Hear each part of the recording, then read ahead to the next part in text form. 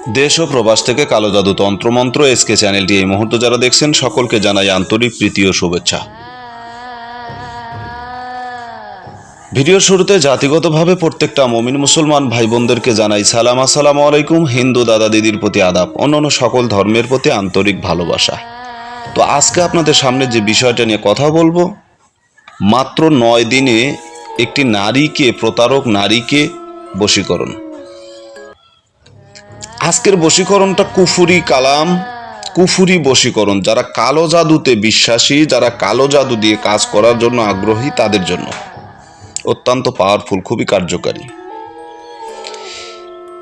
এটা এমন একটা তকবির আজকে আপনাদেরকে আমি শেখাচ্ছি, এমন একটা জাদু আজকে আপনাদেরকে শেখাচ্ছি। এই জাদু করলে যে কোনো নারী কবর থেকে উঠে আসবে, মৃত ব্যক্তি হলেও উঠে আসবে। কথাটা এরকম যে একজন মানুষকে জিঞ্জিরা করে যদি রাখা যায়, ঘরের ভিতর তালাবদ্ধ করে যদি রাখা যায়, তারপরেও সেই ব্যক্তিকে ধরে রাখা সম্ভব হবে না। এই আমলকারীর কাছে সে ছুটে চলে আসবে। হ্যাঁ, এই আমলকারীর কাছে ছুটে চলে আসবে। এটা এতটা ভয়ানক একটা আমল আজকে আপনাদেরকে কালো জাদু আমি শিখাচ্ছি। এত বড় কালো জাদু,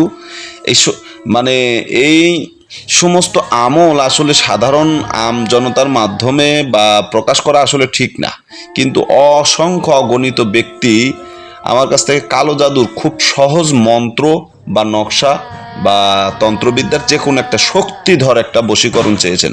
তো যতগুলো মানুষ চেয়েছেন তাদেরকে যদি এক এক করে দিতে যাই তাহলে তো ঝামেলা। এই জন্য আমি সরাসরি ভিডিওটা প্রকাশ করলাম আপনাদের সামনে। মাত্র 9 দিনে বশীকরণ, 9 দিনে বশীকরণ। আসলে এই কাজটা সম্পূর্ণ হতে 9 দিন লাগে, ঠিক আছে? এই কাজটা কমপ্লিট হতে 9 দিন সময় লাগে, যার কারণে 9 দিনের বশীকরণ এটা। এখন আসেন, আমি বশীকরণের নিয়মটা আপনাদের সামনে দেখাই।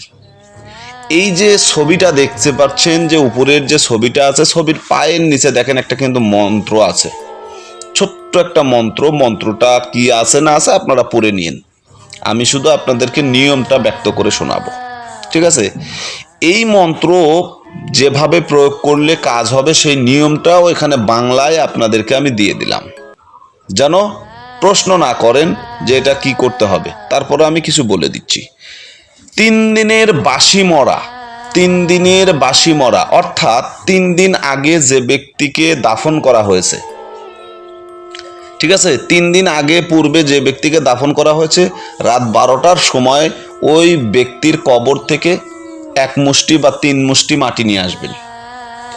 পরের দিন আবার যাবেন, আবার ওই রকম 3 মুষ্টি মাটি নিয়ে আসবেন। তৃতীয় দিন যাবেন, 3 মুষ্টি মাটি নিয়ে আসবেন, ঠিক আছে?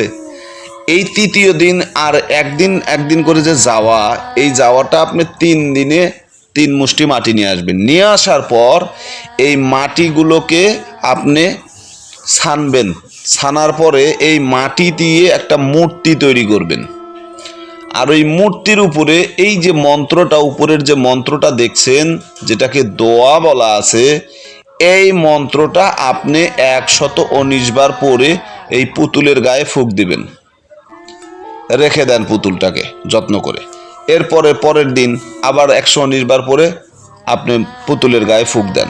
এরপরের দিন আবার 119 বার পরে পুতুলের গায়ে ফুঁক দেন। এই রকম করে 3 বার এই কাজটা করতে হবে, অর্থাৎ 3 তিরিখকে 9 দিন। এই 9 দিন এই কাজটা করা হয়ে গেলে, আপনার টানা 9 দিন যখন এই কাজটা করা হয়ে যাবে, তখন পুতুলটাকে আপনি মাটির ভিতরে দাফন করে দেন, দিয়ে ওই জায়গা প্রস্রাব করে দেন। তবে পুতুলের বুকের উপরে যে নারীকে আপনি বশ করতে চাচ্ছেন, সেই নারীর নাম বিনতে তার মায়ের নাম লিখবেন। আলা হুব্বে মোহাব্বত আপনার নাম, আপনার পিতার নাম, ইবনে আপনার পিতার নাম, জাফরান কালি দিয়ে লিখবেন। দরকার হলে খোদাই করে লিখে ওর উপরে জাফরান কালি দিয়ে করবেন, দাগ কাটবেন, তাই হবে, ঠিক আছে? এই আমলটা করবেন।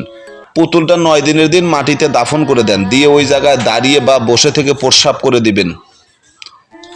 24 ঘন্টা নয়, 12 ঘন্টার ভিতরে ওই নারী পৃথিবীর যে প্রান্তে থাকুক আপনার সামনে উপস্থিত হবে। অত্যন্ত ভয়ঙ্কর একটা আমল আজকে আপনাদেরকে শেখালাম।